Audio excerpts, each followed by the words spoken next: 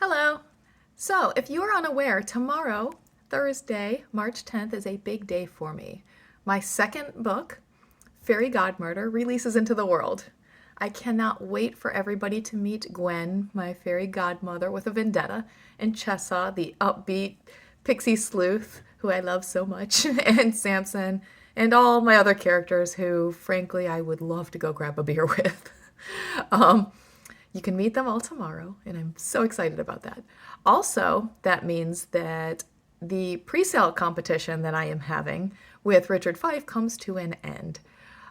If you are looking to get a signed hardcover of Fairy Godmurder, now is the time to do it. Today. Go order it today.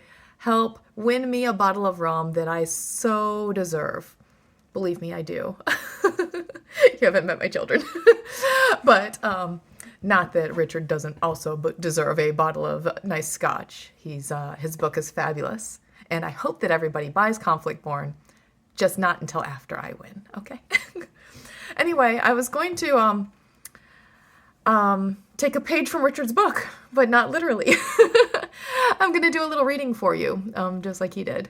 I'm choosing to do a short section from chapter 2 because it is a scene that kind of started everything for me on this whole series. It's what kind of kicked off this whole series, was this scene popped into my head.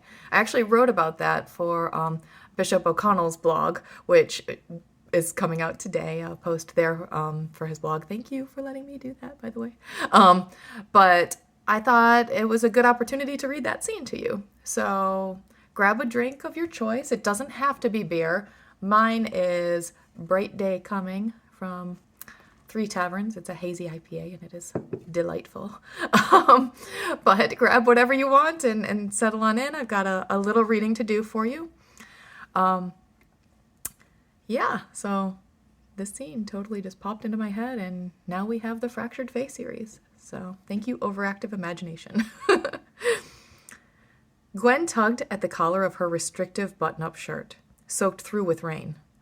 Beneath it, her wet wings clung to her back like limp cellophane as water smacked the cobblestone street, flowing through the cracks and settled into the pools reflecting the streetlights above. It leached up the pants of the officer sweeping the cordoned-off thoroughfare. At least she'd chosen the pinstripe pencil skirt instead of the slacks that would cling to her legs with every step, though she didn't know why she bothered to look official for the department that would rather she didn't show up at all. She supposed it was her way of proving to Samson she was making an effort. Her docks splashed through the gathering puddles, and her hair was tucked up beneath a broad hat. Droplets fell from the brim, cutting the image before her. Another dreary night, another murder. Briefly wondering why the first murder of the year always seemed to happen during the worst weather, Gwen blocked out her thoughts in the flurry of activity. She had a single focus, the body. O'Toole would arrive soon, and she knew he'd waste no time kicking her outside the yellow tape, consultant or not. She had to get her hands on the corpse before that happened. The victim was splayed out on the street, barely visible through the crowd of detectives and reporters. Gwen covered her docks with plastic booties, then shoved her way through the black suit molasses until she was shoulder to wing with Samson.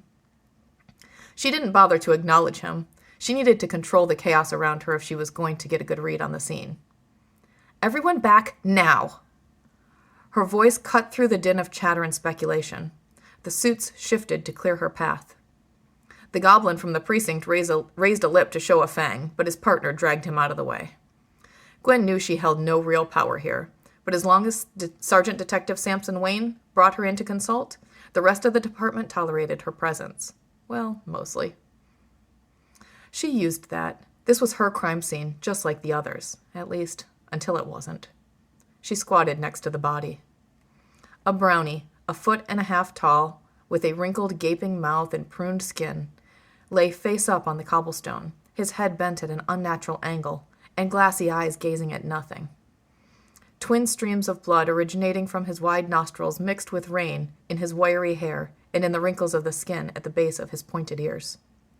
One brown, wrinkled arm stuck straight up in the air as if he were hailing a cab. Cause of death would be no surprise, exsanguination caused by brain puncture through the nasal passages.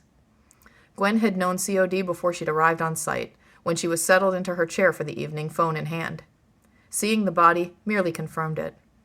There would be no obvious motive. She was sure of that, too. Brownies were the most mischievous fae in the Seelie court, always pulling some stunt or another.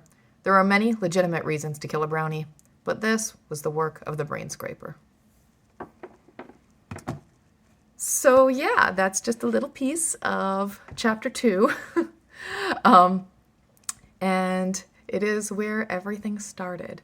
So I hope that you enjoyed that, and I hope that you will order Fairy Godmurder either through the pre-sale today, or tomorrow on Amazon and anywhere else it's listed.